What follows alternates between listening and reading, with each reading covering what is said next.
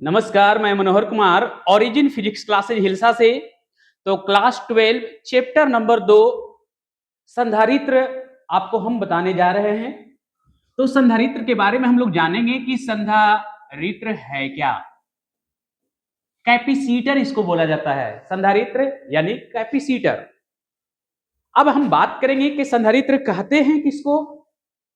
तो संधारित्र एक ऐसा संयोजन है, संधारित्र एक ऐसा संयोजन है जिसके चालक की लंबाई में बिना परिवर्तन किए उसकी धारिता को बढ़ाई जा सकती है।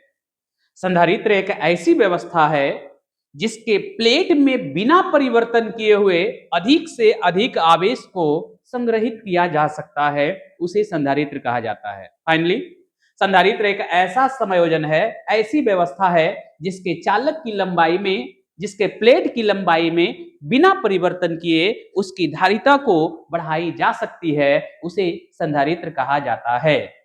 हम जानते हैं चालक की धारिता Vc होती है, तो उसी प्रकार से संधारित्र की धारिता Vc होती है।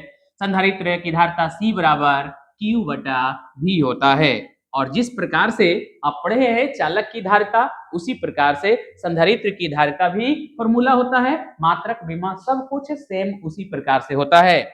मुख्यतः हम आपको बताने जा रहे हैं संधारित्र का सिद्धांत। हमारा मेन मकसद संधारित्र के सिद्धांत पर था कि संधारित्र के सिद्धांत को आपको कैसे बताया जाए। तो इस प्रकार से हम संधारित्र के सिद्धांत को आपको बता रहे हैं।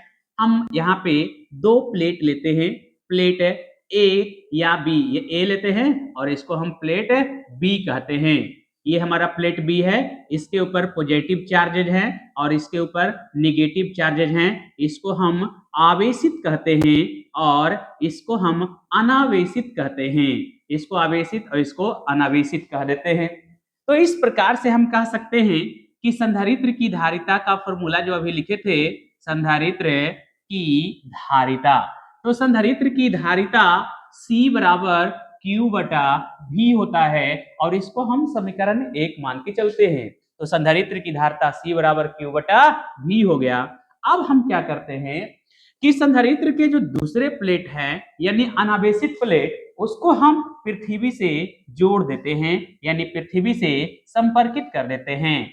तो इस प्रकार से जब हम पृथ्वी से संपर्कित करते हैं तो लिखते हैं यहाँ पे प्लेट बी को पृथ्वी से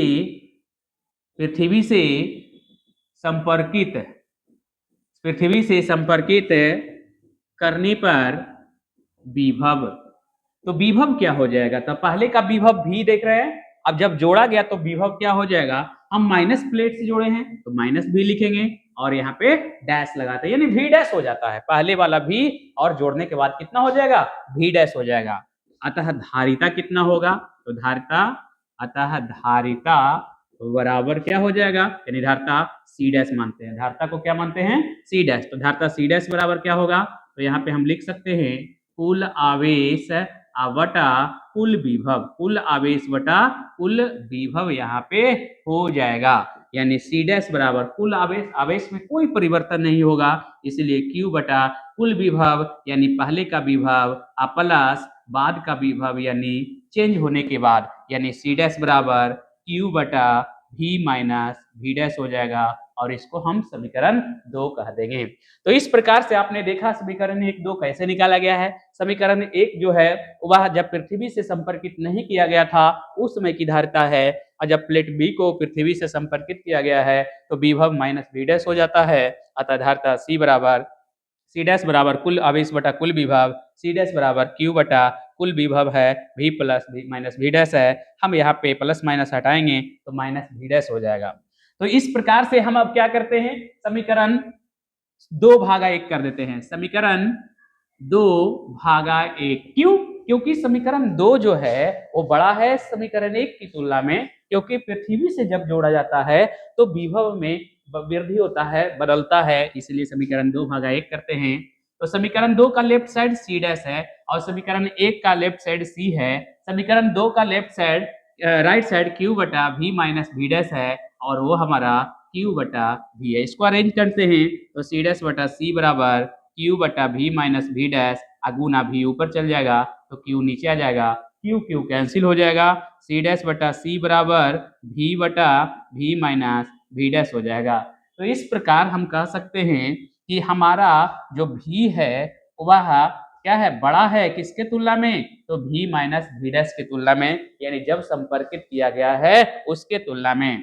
तो आप यहाँ पे अब दिखा सकते हैं कि भी ग्रेटर देन भी माइनस भी डैश, यानी भी जो है वो बड़ा है किसके तुलना में, तो भी माइनस भी डैश की तुलना में। कैसे, अगर हम इसको 5 मानते हैं तो ये 5 में से कुछ कम हो जाता है, इसका मतलब ऊपर वाला बड़ा है, तो इसको हम बड़ा दिखा दिए। अब इस प्रकार से हम लिख सकते हैं भी, इसको नीचे ले आते हैं तो v माइनस भी डैश हो जाता है, और ये भी ग्रेटर देन कितना होगा, 1 होगा। अब इसका वैल्यू कितना है, इसका वैल्यू है कितना, तो c डैश बटा c, ये भी ग्रेटर देन कितना होगा, 1 होगा।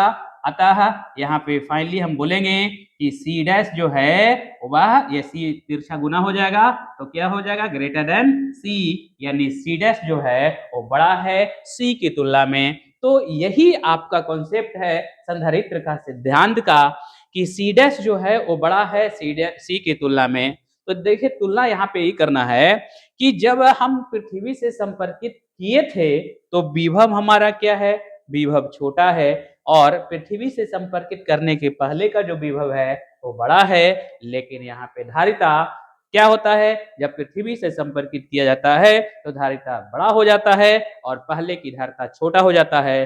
अतः हम कह सकते हैं कि पृथ्वी का, जब पृथ्वी से संधारित्र के प्लेट को जोड़ा जाता है तो उसकी धारिता बड़ी होती है पहले वाले धारिता की तुलना में। थैंक यू, धन्यवाद।